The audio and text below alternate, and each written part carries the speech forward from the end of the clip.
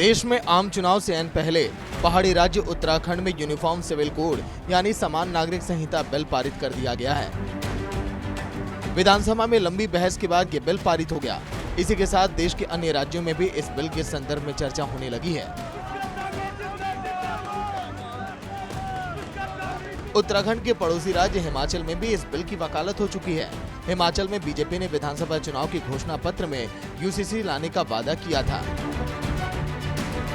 उत्तराखंड में uniform civil code bill pass होने पर अनुराग ठाकुर ने कहा कि uniform civil code bill pass करवाने पर उत्तराखंड सरकार को बहुत ढेर सारी बधाई।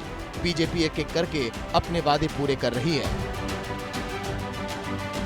मैं उत्तराखंड की सरकार को बधाई देता हूं और साथ ही उत्तराखंड की जनता का आभार प्रकट करता हूं। जब हम चुनाव में गए थे तो हमने कहा था यूनिफॉर्म सिविल कोड लाएंगे।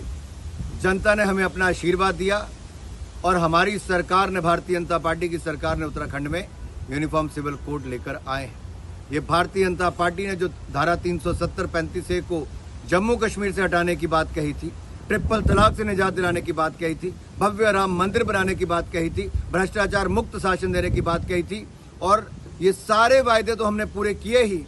अब उत्तराखंड में यूनिफॉर्म सिविल कोड इसको भी लागू किया। केंद्रीय मंत्री अनुराग ठाकुर ने दिल्ली के सीएम केजरीवाल पर भी निशाना साधा और कहा कि जो कभी भ्रष्टाचार के खिलाफ आवाज उठाते थे वो आज भ्रष्टाचार के दलदल में डूब चुके हैं।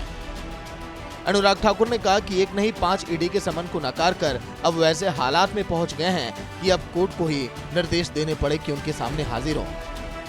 अनुराग ठाकुर ने कहा कि आखिर कब तक अरविंद केजरीवाल भ्रष्टाचार के गंभीर आरोपों से बचते रहेंगे, कब तक ईडी की जांच से बचते रहेंगे। जो कभी भ्रष्टाचार के खिलाफ आवाज उठाते थे आज भ्रष्टाचार के दलदल में डूब चुके हैं। एक नहीं 5 ईडी के समन को नकार कर अब इस स्थिति में पहुंच गए कि कोर्ट को ही निर्देश देने पड़े कि उसके सामने हाजिर हो। आखिर कब तक अरविंद केजरीवाल भ्रष्टाचार के गंभीर आरोपों से बचते रहेंगे, कब तक ईडी की जांच से बचते रहेंगे। अब वो समय आया है कि कोर्ट के सामने जाएं। लेकिन केजरीवाल जी, जो पुरानी झूठ बोलने की आदत है ना और झूठे आरोप लगाने की आदत है, कम से कम कोर्ट में जाके वो मत करना, वहाँ सच बोलना। क्योंकि पहले भी आपने बहुत सारे झूठे आरोप लगाए, फिर कोर्ट में जाके उन लोगों से माफ़ी भी मांगी।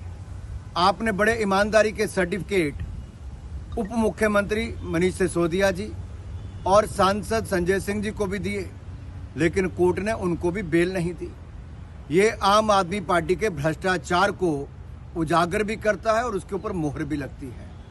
अब समय आया है अरविंद केजरीवाल के रोज की टिप्पणियां करना, मीडिया में सुर्खियां बटोरना, अब केवल उससे छुट्टी पाकर अब जवाब देना ही होगा भ्रष्टाचार।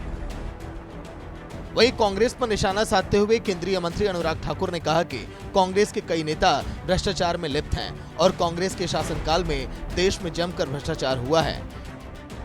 2014 से जब से देश में मोदी सरकार आई है, भ्रष्टाचार पूरी तरह से खत्म हुआ और एक बार फिर केंद्र में मोदी सरकार की वापसी तय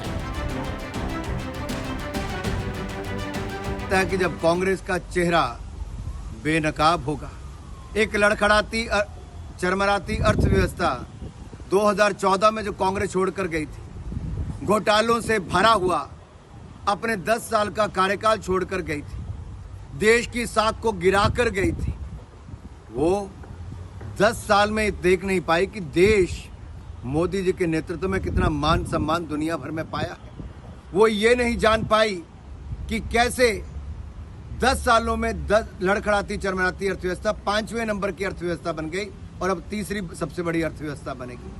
वो ये भी कांग्रेस तड़प रही है कि कैसे मोदी जी ने भ्रष्टाचार मुक्त सरकार दी है। अब इन बातों का जवाब तो कांग्रेस के पास है नहीं। मोदी की गारंटी पास हो गई, मोदी की गारंटी की साख बढ़ गई, वहीं कांग्रेस की गारंटियां फेल होती नजर आती हैं हर राज्य में। हिमाचल में भी लोकसभा चुनाव की तैयारियां जोरों पर हैं और पूरे देश भर में भी बीजेपी के सभी दिग्गज नेता लोकसभा चुनाव की तैयारियों में जुटे हैं। लेकिन चुनावी मौसम में आरोप प्रत्यारोप का दौर लगातार जारी है। ये बयानों के बाण कहां तक जाएंगे, ये अब होगी देखने वाली बात। शिमला से अरुण उनियाल की रिपोर्ट, सूर्या समाचार।